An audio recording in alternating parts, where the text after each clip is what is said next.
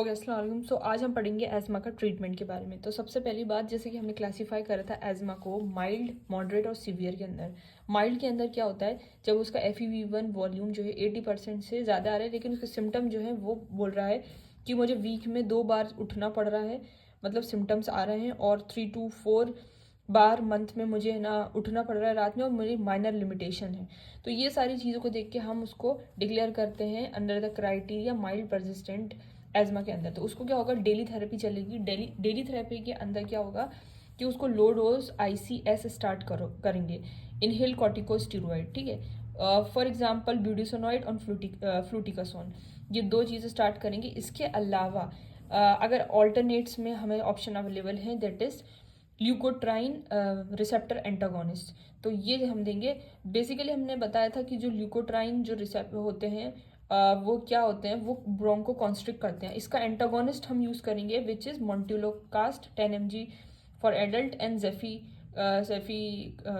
Cast. ये 2 चीज़ें हम स्टार्ट करेंगे, और प्लस उसके रेस्क्यू थेरेपी, यानी कि जब भी उसको अटैक आएगा वो हमेशा सावा इस्तेमाल करेगा, which is short acting beta agonist, that is albuterol, जो हम हमेशा लिखते हैं। Now coming to the moderate persistent asthma, इसके अंदर हम क्या करेंगे, इसके अंदर हम लॉन्ग एक्टिंग स्टार्ट कर देंगे। लॉन्ग एक्टिंग कभी भी सिंगल नहीं देते, जैसे कि हम शॉर्ट एक्टिंग जो है एल्ब्यूट्रॉल वो सिंगल दे रहे थे, लेकिन यहाँ पर रेस्क्यू में, लेकिन यहाँ पे क्या है, क्योंकि मॉडरेट परसिस्टेंट बहुत सीवियर होता है, तो उसको डेली थेरेपी लेना है with inhaler containing low dose जो है इनहेल कॉर्टिकोस्टेरॉइड, ये लेना ही है। तो यहाँ पे लाबा हम स्टार्ट कर देंगे, लॉन्ग एक्टिंग बीटा एगोनिस्ट। तो इसके साथ हम जब भी लॉन्ग एक्टिंग स्टार्ट करते हैं तो उसके साथ स्टीरॉइड लेना ज़रूरी होता है। तो ये दो जो ICS है, that is inhale corticosteroid, plus जो लॉन्ग एक्टिंग दैट इज फॉर्मिट्रॉल, ये दोनों हम एक ही जो है कंटेंट के अंदर आ जाता है। तो दोनों ही चीज़ें हम एक सिंगल उसमें आ जाता है, तो फिर हम इसको यूज़ करते हैं। तो ये हम डेली भी इस्तेमाल करेंगे, प्लस रेस्क्यू में भी इस्तेमाल करेंगे। यानी कि जब डेली है तो डेली तो ले ही रहे हैं, लेकिन जब हम जो अटैक आता है तो उसके टाइम में भी ये वाला हम लेते हैं। तो इसके जैसे कि हमने बताया था कि जो एज़मा है उसके अंदर, उसके पैथोजेनेसिस में ये था कि उसके अंदर इन्फ्लेमेशन होता है और ब्रोंको कॉन्स्ट्रिक्शन होता है। तो ब्रोंको डायलेटर यानी कि लाबा दे दिया, और कॉन्स्ट्रिक्शन यानी कि ICS दे दिया।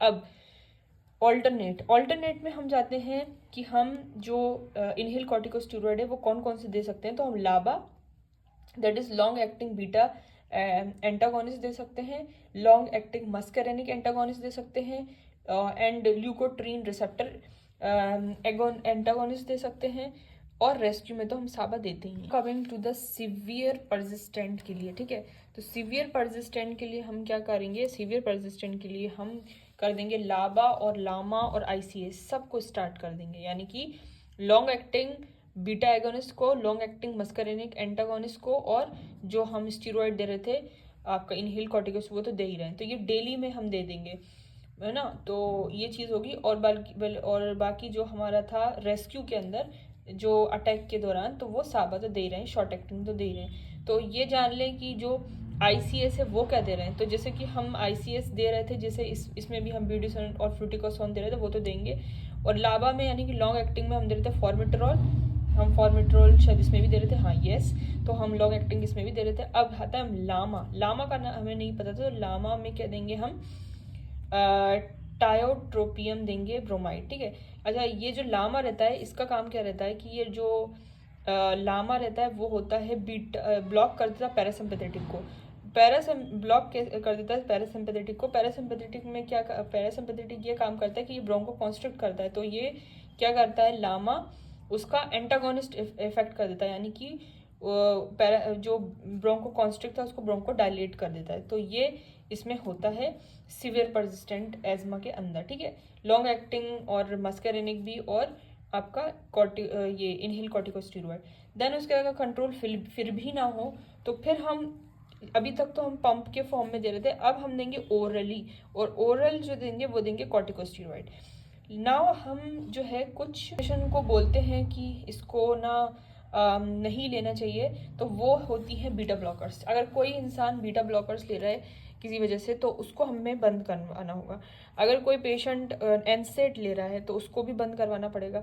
एनसेड जो रहते हैं ल्यूकोट्रीन रहते हैं, यानी कि ब्रोंकोकॉन्स्ट्रिक्शन अगेन होते हैं, तो उसको बंद करवाना रहता है और 2 से 4 हफ्ते में उसका फॉलोअप लेना पड़ता है एजमा के पेशेंट का, कोई से भी माइल्ड हो मॉडरेट हो कोई से भी।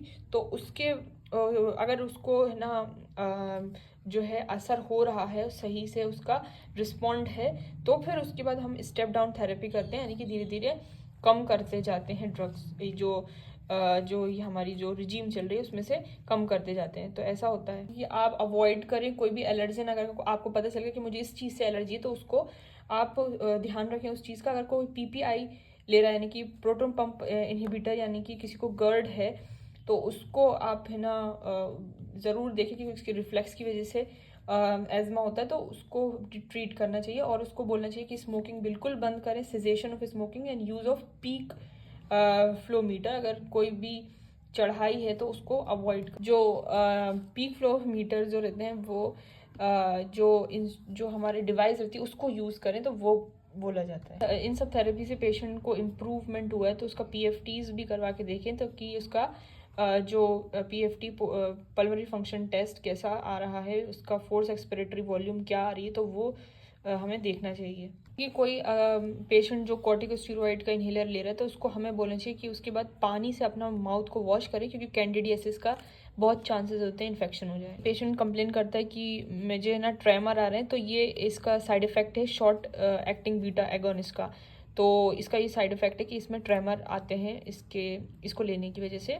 तो अगर पेशेंट कंप्लेन कर रहा है तो आपको पता होना चाहिए कि इसका ही साइड इफेक्ट होता है ट्रेमर। हम हमेशा बचते हैं कि ओरल कॉर्टिकोस्टेरॉइड नहीं स्टार्ट किया जाए, सीवियरिटी में ही स्टार्ट किया जाए। ऐसा क्यों? क्योंकि ये जो है डायबिटीज़ मेलाइटस के चांसेस, कैटरेक्ट के, ऑस्टियोपोरोसिस के, एड्रिनल सप्रेशन, इन सब के चांसेस बढ़ा देता है। तो हम कोशिश ये करते हैं कि इन्हीं से काम चल जाए और स्टेप डाउन, बल्कि हम सोचते हैं स्टेप डाउन करें। लेकिन अगर फिर भी सीवियरिटी, तो हम ओरल कॉर्टिकोस्टेरॉइड देते हैं। लेकिन याद रखें कि ओरल कॉर्टिकोस्टेरॉइड ज़्यादातर अवॉइड करें, या फिर उसको जो है स्टेप डाउन थेरेपी ही करें, कि धीरे धीरे कम करते जाएं और उसको बोलें कि स्मोकिंग नहीं करिए आप, और नहीं तो आपकी चीज़ें हैं बहुत ज़्यादा वर्स हो जाएंगी, और दूसरी आपको जो है सुपर इन्फेक्टेड चीज़ें जो हैं डायबिटीज़ मेलाइटस कैटरी, ये सारी चीज़ें हो जाएंगी।